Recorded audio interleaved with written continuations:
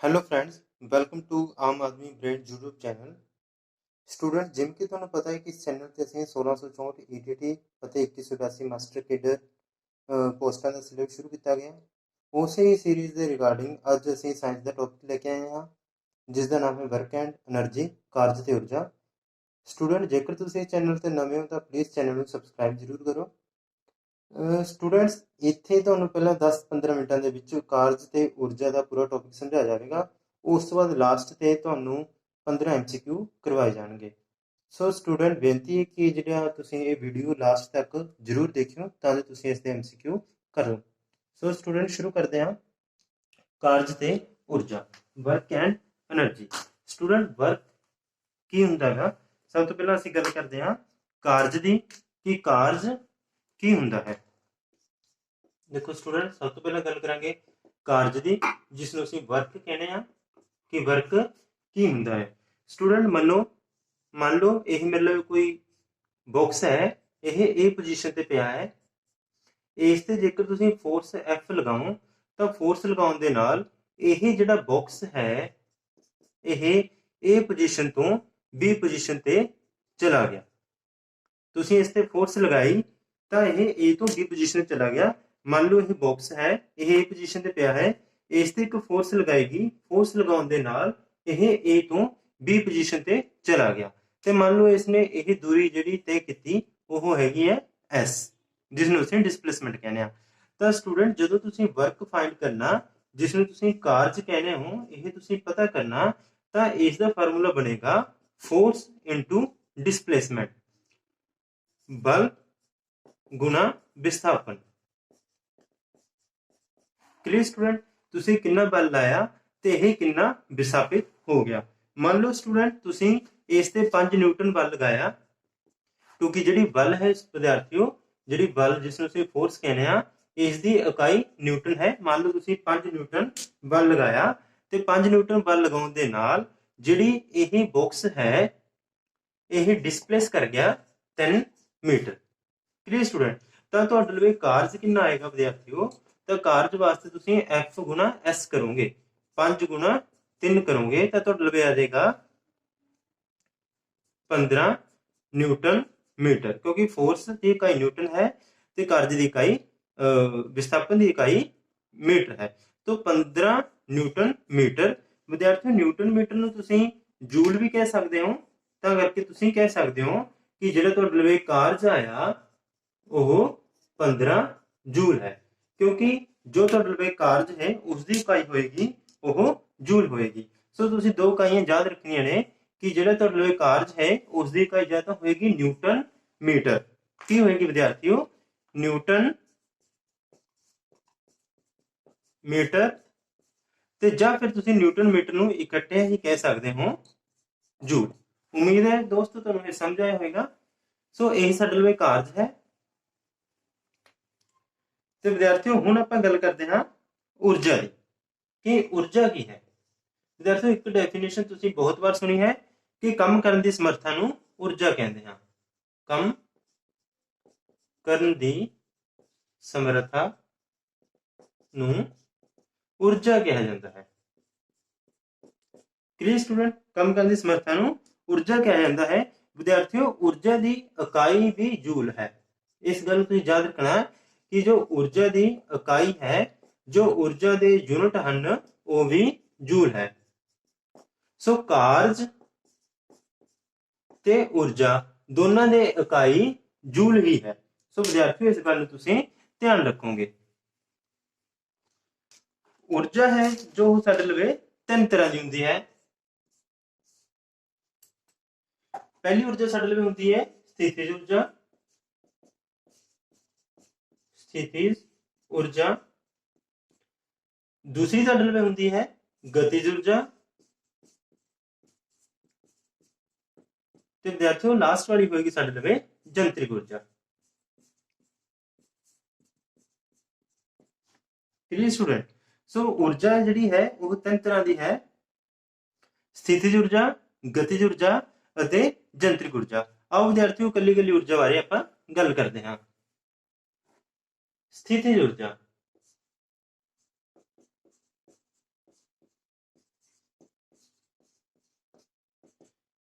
Student स्थिति ऊर्जा की होंगी है किसी वस्तु की स्थिति कारण, किसी वस्तु की स्थिति कारण जो उस विच ऊर्जा होएगी उसनूं असीं स्थिति ऊर्जा कहांगे। किसी वस्तु विच उसकी स्थिति करके, स्थिति कारण जिहड़ी ऊर्जा होएगी उसनूं असीं स्थिति ऊर्जा कहांगे। एग्जाम्पल की है विद्यार्थियों, इसनूं समझना सौखा होएगा। मान लो यह मेरे लिए एक बॉक्स है ਜਾਂ मेरे लिए एक बॉल है, बॉल कह लो ਜਾਂ फिर बॉक्स कह लो, यह इस धरती के उपर है।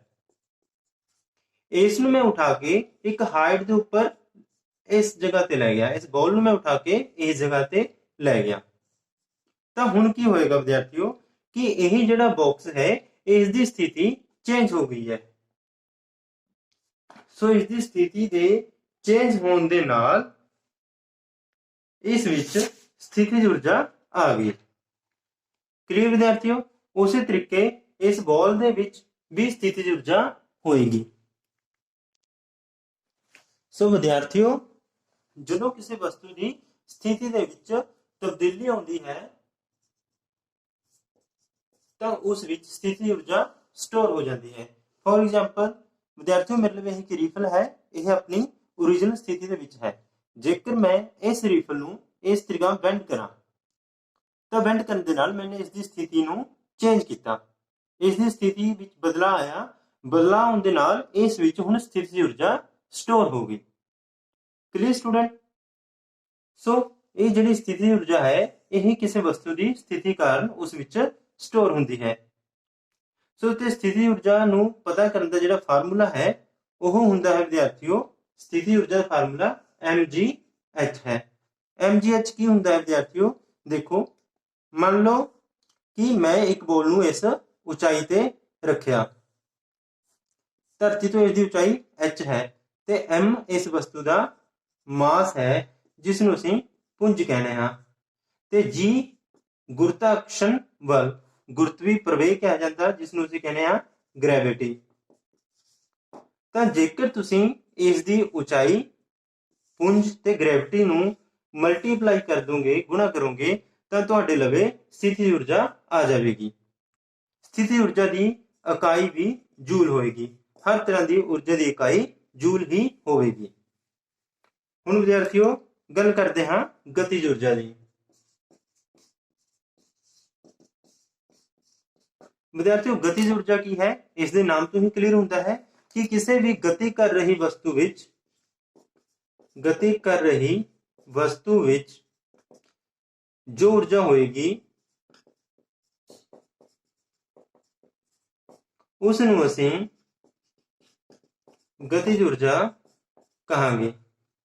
गति कर रही वस्तु विच दोस्तों यह एक मान लो कोई भी गति करता होया, एक गति करता होया मार्कर, गति करता होया कोई भी वस्तु गति करेगी, यह वस्तु जेकर गति कर रही है तो इस वस्तु विच गति ऊर्जा होएगी। गति करती हुई कार, घूमती हुई धरती, यह सारियां गति ऊर्जा दीयां उदाहरणां हन। ते गतिज ऊर्जा का फार्मूला होएगा वह हुंदा है विद्यार्थियों गति ऊर्जा नूं पता करने वास्ते हाफ एम वी स्क्वायर। हुण इत्थे v की है बच्चों? v है वेलोसिटी जिसनूं असीं कहने हां वेग, ते m उस वस्तु का पुंज होएगा। तो जेकर तुहानूं यह एक मान लो यह मेरे लिए एक व्हीकल है कोई, यह इधर नूं गति कर रहा है तो इस वस्तु का जिन्ना पुंज होएगा इस कार का, मान लो यह मेरे कार है तो यह इसनूं इस गति विच चल रही है तो इस कार का पुंज जो होएगा उसनूं असीं m कहांगे, तो यह कितनी स्पीड दे नाल चल रही है। मान लो यह 30 मीटर पर सेकंड स्केयर की स्पीड दे नाल चल रही है तो असीं इसनूं कहांगे विद्यार्थियों यह इसकी वेलोसिटी होएगी।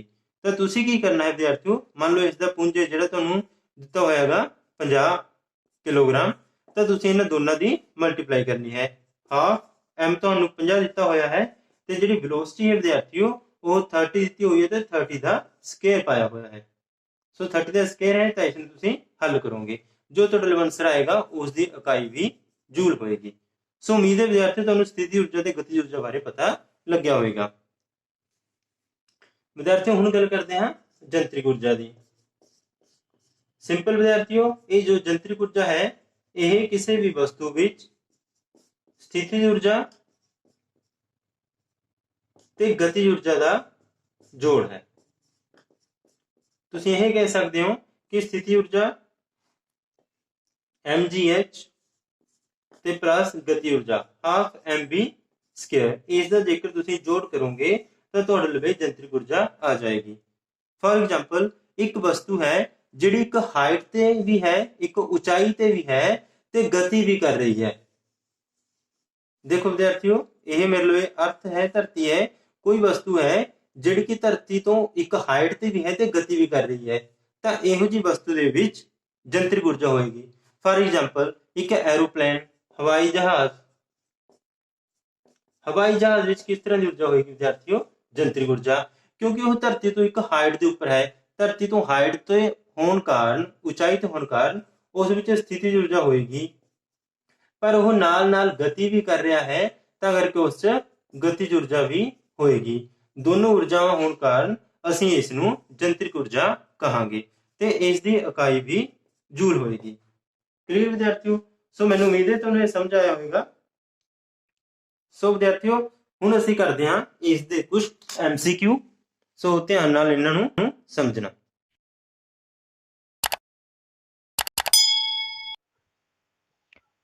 ਹਾਂਜੀ ਵਿਦਿਆਰਥੀਓ, 1664 ETT ਪੋਸਟਾਂ ਦੇ ਵਿੱਚ ਅਸੀਂ ਸਾਇੰਸ ਦੇ MCQ ਕਰਨੇ ਹਨ। ਆਪਣੇ ਕੋਲੇ ਜੋ ਟੌਪਿਕ ਸੀਗਾ ਉਹ ਸੀ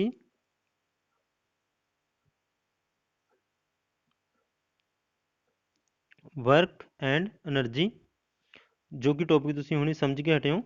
ਸੋ ਇਸ ਦੇ MCQ ਸ਼ੁਰੂ ਕਰ ਰਹੇ ਹਾਂ ਸਟੂਡੈਂਟਸ।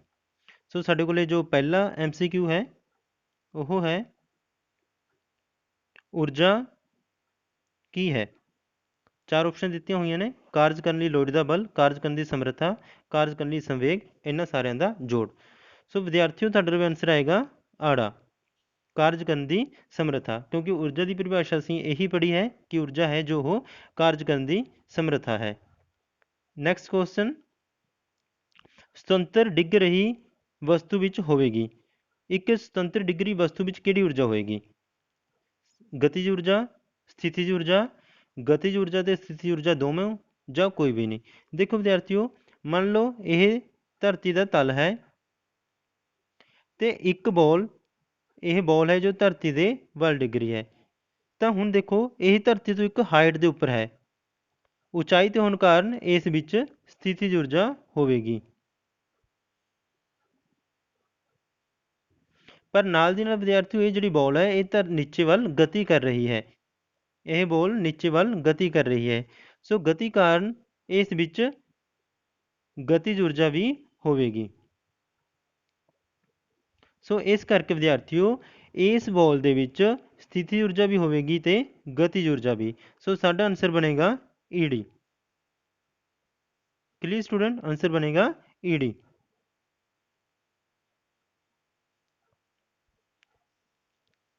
ਚੱਲਦੇ ਹਾਂ ਵਿਦਿਆਰਥੀਓ ਨੈਕਸਟ ਕੁਐਸਚਨ ਦੇ ਉੱਪਰ। ਕਾਰਜ ਦੀ ਇਕਾਈ ਕੀ ਹੈ? ਵਿਦਿਆਰਥੀਓ, ਸਿੰਪਲ ਜੀ ਗੱਲ ਹੈ, ਜੋ ਕਾਰਜ ਦੀ ਇਕਾਈ ਹੈ ਉਹ ਜੂਲ ਹੈ। ਤੁਹਾਨੂੰ ਦੱਸਿਆ ਹੈ ਕਿ ਕਾਰਜ ਤੇ ਊਰਜਾ, ਕਾਰਜ ਤੇ ਊਰਜਾ ਦੋਨਾਂ ਦੀ ਇਕਾਈ, ਤੁਹਾਡੇ ਲਈ ਕਾਰਜ ਹੋਵੇ ਜਾਂ ਫਿਰ ਊਰਜਾ ਹੋਵੇ, ਦੋਨਾਂ ਦੀ ਇਕਾਈ ਹੀ ਤੁਹਾਡੇ ਲਵੇ ਜੂਲ ਹੋਏਗੀ। Clear student? ਜੋ ਨਿਊਟਨ ਇਕਾਈ ਹੈ ਇਹ ਇਕਾਈ ਹੁੰਦੀ ਹੈ ਬਲ ਦੀ, ਜਿਸ ਨੂੰ ਤੁਸੀਂ ਫੋਰਸ ਕਹਿੰਦੇ ਹੋ, ਤੇ ਜਿਹੜੀ ਵਾਟ ਇਕਾਈ ਹੈ ਇਹ ਹੁੰਦੀ ਹੈ ਸ਼ਕਤੀ ਦੀ, ਜਿਸ ਨੂੰ ਤੁਸੀਂ ਪਾਵਰ ਕਹਿੰਦੇ ਹੋ। ਸੋ ਇਹਨਾਂ ਗੱਲਾਂ ਨੂੰ ਤੁਸੀਂ ਵਿਦਿਆਰਥੀਓ ਯਾਦ ਰੱਖੋਗੇ। ਚੱਲਦੇ ਹਾਂ ਨੈਕਸਟ ਕੁਐਸਚਨ ਦੇ ਉੱਪਰ। ਊਰਜਾ ਦੀ ਇਕਾਈ ਕੀ ਹੈ? ਵਿਦਿਆਰਥੀਓ ਸੇਮ ਉਹੀ ਕੁਐਸਚਨ, ਊਰਜਾ ਦੀ ਇਕਾਈ ਕੀ ਹੈ? ਜੂਲ। ਸੋ ਤੁਹਾਡਾ ਆਨਸਰ ਬਣੇਗਾ ED। ਚੱਲਦੇ ਵਿਦਿਆਰਥੀਓ ਨੈਕਸਟ ਕੁਐਸਚਨ ਦੇ ਉੱਪਰ। ਗਤੀਮਾਨ ਵਸਤੂ ਦੀ ਚਾਲ ਦੁੱਗਣੀ ਹੋਣ ਸਮੇਂ। ਦੇਖੋ ਵਿਦਿਆਰਥੀਓ, ਗਤੀਮਾਨ ਵਸਤੂ ਇੱਕ ਮੇਰੇ ਲਈ ਵਸਤੂ ਹੈ ਜੋ ਗਤੀ ਕਰ ਰਹੀ ਹੈ, ਉਸ ਦੀ ਚਾਲ ਜੇਕਰ ਦੁੱਗਣੀ ਹੋ ਜਾਵੇ ਮੰਨ ਲਓ ਚਾਲ ਨੂੰ ਅਸੀਂ v ਦੇ ਨਾਲ ਰਿਪਰੈਜ਼ੈਂਟ ਕਰਦੇ ਹਾਂ। ਵੈਲੋਸਿਟੀ ਪਹਿਲਾਂ 1 ਮੀਟਰ ਪਰ ਸੈਕਿੰਡ ਸੀ। Clear student. ਬਾਅਦ ਵਿੱਚ ਇਸ ਦੀ ਜਿਹੜੀ ਨਵੀਂ ਵੈਲੋਸਿਟੀ ਹੈ ਉਹ ਦੁੱਗਣੀ ਹੋ ਗਈ, 1 ਤੋਂ ਕਿੰਨੀ ਹੋ ਗਈ 2। ਤਾਂ ਉਸ ਦੀ ਊਰਜਾ 'ਚ ਕੀ ਫਰਕ ਪਵੇਗਾ? ਤੁਹਾਡੇ ਲਈ ਪਹਿਲਾਂ ਆਪਸ਼ਨਾਂ ਨੇ, ਦੇਖੋ। ਗਤੀਮਾਨ ਵਸਤੂ ਦੀ ਚਾਲ ਦੁੱਗਣੀ ਹੋਣ ਸਮੇਂ ਇਸਦਾ ਪ੍ਰਵੇਗ ਦੁੱਗਣਾ ਹੋ ਜਾਂਦਾ ਹੈ, ਭਾਰ ਦੁੱਗਣਾ ਹੋ ਜਾਂਦਾ ਹੈ, ਗਤਿਜ ਊਰਜਾ ਦੁੱਗਣੀ ਹੋ ਜਾਂਦੀ ਹੈ, ਗਤਿਜ ਊਰਜਾ ਚੌਗੁਣੀ ਹੋ ਜਾਂਦੀ ਹੈ। ਵਿਦਿਆਰਥੀਓ, ਇਹ ਲਿਖਿਆ ਹੈ ਚੌਗੁਣੀ, ਮਤਲਬ 4 ਗੁਣਾ। ਤਾਂ ਦੇਖੋ ਵਿਦਿਆਰਥੀਓ, ਜਦੋਂ ਵੈਲੋਸਿਟੀ 1 ਸੀ ਤਾਂ ਉਦੋਂ ਫਾਰਮੂਲਾ ਇਸਦਾ ਹਾਫ mv ਸਕੁਅਰ, ਗਤਿਜ ਊਰਜਾ ਦਾ ਫਾਰਮੂਲਾ। ਤਾਂ ਤੁਸੀਂ ਇੱਥੇ v ਦੀ ਵੈਲੂ ਜਦੋਂ 1 ਪੁੱਟ ਕੀਤੀ ਤਾਂ ਤੁਹਾਡੇ ਲਈ ਆਇਆ 1/2 mv ਦਾ ਸਕੁਅਰ, ਯਾਨੀ ਕਿ 1 ਦਾ ਸਕੁਅਰ। ਇੱਥੇ ਵਿਦਿਆਰਥੀਓ 1 ਹੈ, ਪਰ ਜਦੋਂ ਦੁੱਗਣੀ ਕਰਤੀ ਤਾਂ ਤੁਸੀਂ ਇੱਥੇ ਪੁੱਟ ਕਰੋਗੇ ਹਾਫ m 2 ਦਾ ਸਕੁਅਰ, ਅਤੇ 2 ਦਾ ਸਕੁਅਰ ਕਿੰਨਾ ਹੁੰਦਾ ਵਿਦਿਆਰਥੀਓ? 4। ਸੋ ਤਾਂ ਕਿੰਨੀ ਹੋ ਗਈ ਇਹ ਚੌਗੁਣੀ ਹੋ ਜਾਏਗੀ, 4 ਗੁਣਾ ਹੋ ਜਾਵੇਗੀ। ਕਲੀਅਰ ਵਿਦਿਆਰਥੀਓ।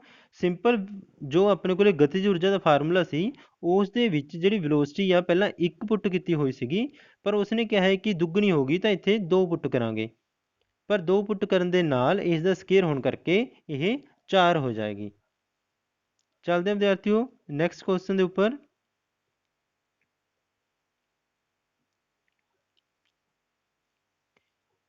ਕੁਐਸਚਨ ਹੈ, ਗੁਲੇਲ ਦੇ ਖਿੱਚੇ ਰਬੜ ਵਿੱਚ ਹੁੰਦੀ ਹੈ। ਇੱਕ ਗੁਲੇਲ ਹੈ, ਜੇਕਰ ਤੁਸੀਂ ਉਸਦੀ ਰਬੜ ਨੂੰ ਖਿੱਚੋਗੇ ਤਾਂ ਉਸ ਵਿੱਚ ਕਿਹੜੀ ਊਰਜਾ ਹੋਏਗੀ? ਸਿੰਪਲ ਵਿਦਿਆਰਥੀਓ, ਉਸ ਵਿੱਚ ਹੋਏਗੀ ਸਥਿਤੀਜ ਊਰਜਾ। ਕਿਉਂ? ਕਿਉਂਕਿ ਉਹ ਜਿਹੜੀ ਗੁਲੇਲ ਹੈ ਉਸ ਦੀ ਜਿਹੜੀ ਰਬੜ ਹੈ ਤੁਸੀਂ ਉਸ ਨੂੰ ਖਿੱਚ ਕੇ ਉਸ ਦੀ ਜਿਹੜੀ ਸਥਿਤੀ ਨੂੰ ਬਦਲ ਦਿੱਤਾ ਹੈ। ਸੋ ਉਸ ਦੀ ਸਥਿਤੀ ਵਿੱਚ ਬਦਲਾਅ ਆਉਣ ਨਾਲ ਉਸ ਵਿੱਚ ਸਥਿਤੀ ਊਰਜਾ ਹੋਵੇਗੀ। ਚੱਲਦੇ ਹਾਂ ਨੈਕਸਟ ਕੁਐਸਚਨ 'ਤੇ। ਝਰਨੇ ਦੇ ਉੱਪਰਲੇ ਭਾਗ ਦੇ ਪਾਣੀ ਵਿੱਚ ਹੁੰਦੀ ਹੈ। ਦੇਖੋ ਵਿਦਿਆਰਥੀਓ ਕਿ ਝਰਨੇ ਦੇ ਉੱਪਰਲੇ ਭਾਗ ਦੇ ਪਾਣੀ ਵਿੱਚ ਕੀ ਹੋਏਗਾ। ਹੁਣ ਦੇਖੋ, ਮੰਨ ਲਓ ਕਿ ਉੱਪਰਲੇ ਭਾਗ ਦੇ ਪਾਣੀ ਦੀ ਗੱਲ ਕਰ ਰਿਹਾ, ਜਿਹੜਾ ਉੱਪਰ ਰੁਕਿਆ ਹੋਇਆ ਹੈ ਅਤੇ ਪਾਣੀ ਨੀਚੇ ਨੂੰ ਡਿੱਗ ਰਿਹਾ ਹੈ।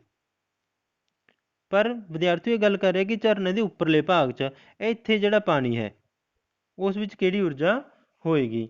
ਤਾਂ ਵਿਦਿਆਰਥੀਓ ਸਿੰਪਲ ਜੀ ਗੱਲ ਹੈ ਕਿ ਝਰਨੇ ਦੇ ਉੱਪਰਲੇ ਭਾਗ ਦੇ ਵਿੱਚ ਸਥਿਤੀਜ ਊਰਜਾ ਹੋਏਗੀ, ਕਿਉਂਕਿ ਇਸ ਉੱਪਰਲੇ ਭਾਗ ਦੀ ਗੱਲ ਕਰ ਰਿਹਾ ਜਿਹੜਾ ਪਾਣੀ ਗਤੀ ਨਹੀਂ ਕਰ ਰਿਹਾ, ਤਾਂ ਇਸ ਦੇ ਵਿੱਚ ਗਤੀ ਊਰਜਾ ਹੋਏਗੀ। ਜਦੋਂ ਇਹ ਪਾਣੀ ਗਤੀ ਕਰਨ ਲੱਗਦਾ ਹੈ ਤਾਂ ਉਸ ਵਿੱਚ ਗਤੀ ਊਰਜਾ ਆ ਜਾਂਦੀ ਹੈ। ਜਿੰਨਾ ਚਿਰ ਪਾਣੀ ਗਤੀ ਨਹੀਂ ਕਰਦਾ ਤਾਂ ਉਸ ਵਿੱਚ ਸਥਿਤੀਜ ਊਰਜਾ ਹੋਏਗੀ, ਕਿਉਂਕਿ ਇਹ ਪਾਣੀ ਧਰਤੀ ਤੋਂ ਇੱਕ ਹਾਈਟ 'ਤੇ ਹੈ, ਇੱਕ ਉਚਾਈ 'ਤੇ ਸਥਿਤ ਹੈ।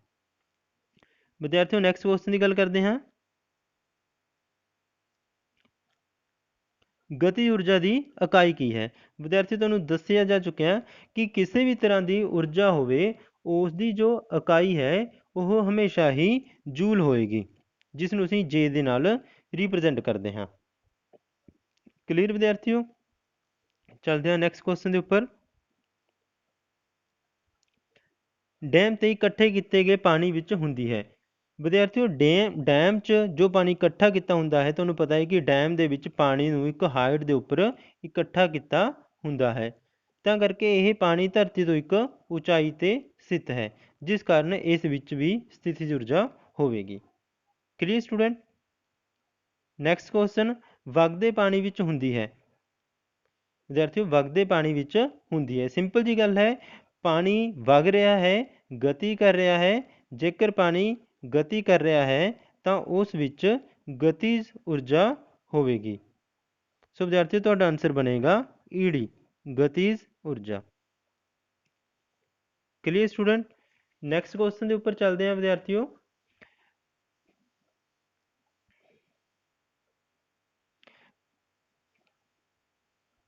ਜੇਕਰ ਤੁਹਾਨੂੰ ਇਹ ਕੁਐਸਚਨ ਚੰਗੇ ਲੱਗ ਰਹੇ ਨੇ ਤਾਂ ਪਲੀਜ਼ ਚੈਨਲ ਨੂੰ ਸਬਸਕ੍ਰਾਈਬ ਜ਼ਰੂਰ ਕਰੋ ਅਤੇ ਸ਼ੇਅਰ ਵੀ ਕਰੋ। ਸੋ ਵਿਦਿਆਰਥੀ ਸਾਡੇ ਕੋਲ ਕੁਐਸਚਨ ਹੈ, 50 ਕਿਲੋਗ੍ਰਾਮ ਪੁੰਜ ਵਾਲਾ ਮਨੁੱਖ ਇੱਕ ਮਨੁੱਖ ਹੈ ਜਿਸ ਦਾ ਜੋ ਪੁੰਜ ਹੈ, ਜਿਸ ਨੂੰ ਅਸੀਂ m ਲਿਖਦੇ ਹਾਂ, ਉਹ ਤੁਹਾਡੇ ਲਵੇ 50 ਦਿੱਤਾ ਗਿਆ ਹੈ। 1.2 ਮੀਟਰ ਉੱਚੀ ਛਾਲ ਮਾਰਦਾ ਹੈ। ਇਟ ਮੀਨਸ ਉਹ ਕਿੰਨੀ ਉਚਾਈ 'ਤੇ ਹੈ? 1.2 ਮੀਟਰ ਦੀ ਉਚਾਈ 'ਤੇ ਹੈ। ਉਸ ਦੀ ਸਥਿਤੀਜ ਊਰਜਾ ਹੋਵੇਗੀ, ਜਾਣੀ ਕਿ ਆਪਾਂ ਨੇ ਵਿਦਿਆਰਥੀਓ ਉਸ ਦੀ ਜੋ ਸਥਿਤੀਜ ਊਰਜਾ ਹੈ ਉਸ ਦਾ ਪਤਾ ਕਰਨਾ ਹੈ। ਤੁਹਾਨੂੰ ਪਤਾ ਹੈ ਵਿਦਿਆਰਥੀਓ ਕਿ ਸਥਿਤੀ ਊਰਜਾ ਫਾਰਮੂਲਾ ਕੀ ਹੁੰਦਾ? mgh। ਤਾਂ ਵਿਦਿਆਰਥੀਓ ਇੱਥੇ ਅਸੀਂ ਜੀ ਦੀ ਵੈਲੂ ਹੈ ਜਿਹੜੀ, ਵੈਸੇ ਤਾਂ ਜੀ ਦੀ ਵੈਲੂ 9.8 ਹੁੰਦੀ ਹੈ, ਪਰ ਇਸ ਕੁਐਸਚਨ ਦੇ ਲਈ ਜੇਕਰ ਤੁਹਾਨੂੰ ਕੁਛ ਨਹੀਂ ਦਿੱਤਾ ਤਾਂ ਤੁਸੀਂ ਜੀ ਦੀ ਵੈਲੂ ਅਪਰੋਕਸੀਮੇਟ 10 ਵੀ ਇਸ ਨੂੰ ਲਿਖ ਸਕਦੇ ਹੋ। ਤਾਂ ਇਹਨਾਂ ਸਾਰੀ ਵੈਲੂਜ਼ ਨੂੰ ਅਸੀਂ ਇਸ ਫਾਰਮੂਲੇ ਦੇ ਵਿੱਚ ਪੁੱਟ ਕਰਨ ਲੱਗੇ ਹਾਂ। ਤਾਂ m ਤੁਹਾਡੇ ਲਈ ਵਿਦਿਆਰਥੀਓ 50 ਹੈ, ਗੁਣਾ ਜੀ ਦੀ ਵੈਲੂ 10 ਹੈ, ਗੁਣਾ ਅਤੇ ਤੁਹਾਡੇ ਲਈ h ਹੈ ਜੋ ਉਹ 1.2 ਹੈ। ਜੋ ਤੁਸੀਂ ਇਸ ਨੂੰ ਮਲਟੀਪਲਾਈ ਕਰੋਗੇ ਤਾਂ 12 5 60 ਤਾਂ ਤੁਹਾਡੇ ਲਈ ਆਇਆ 600 ਜੂਲ। ਤਾਂ ਵਿਦਿਆਰਥੀ ਤੁਹਾਡਾ ਆਨਸਰ ਬਣੇਗਾ ਈਡੀ। Clear student? ਸੋ ਵਿਦਿਆਰਥੀਓ, ਉਮੀਦ ਹੈ ਕਿ ਤੁਹਾਨੂੰ ਇਹ ਅੱਜ ਦੇ ਜੋ MCQ ਨੇ ਇਹ ਸਮਝ ਆਏ ਹੋਣਗੇ। ਜੇਕਰ ਤੁਹਾਨੂੰ ਇਹ ਵੀਡੀਓ ਚੰਗਾ ਲੱਗਿਆ ਤਾਂ ਪਲੀਜ਼ ਚੈਨਲ ਨੂੰ ਸ਼ੇਅਰ ਸਬਸਕ੍ਰਾਈਬ ਜ਼ਰੂਰ ਕਰੋ। ਅਸੀਂ ਇਸ ਤੋਂ ਪਹਿਲਾਂ ਵੀ ਬਹੁਤ ਵੀਡੀਓਜ਼ ਅਪਲੋਡ ਕਰ ਚੁੱਕੇ ਹਾਂ ਅਤੇ ਸਕਰੀਨ 'ਤੇ ਆ ਰਹੀਆਂ ਵੀਡੀਓਜ਼ ਨੂੰ ਇੱਕ ਵਾਰ ਜ਼ਰੂਰ ਦੇਖੋ। ਧੰਨਵਾਦ ਵਿਦਿਆਰਥੀਓ।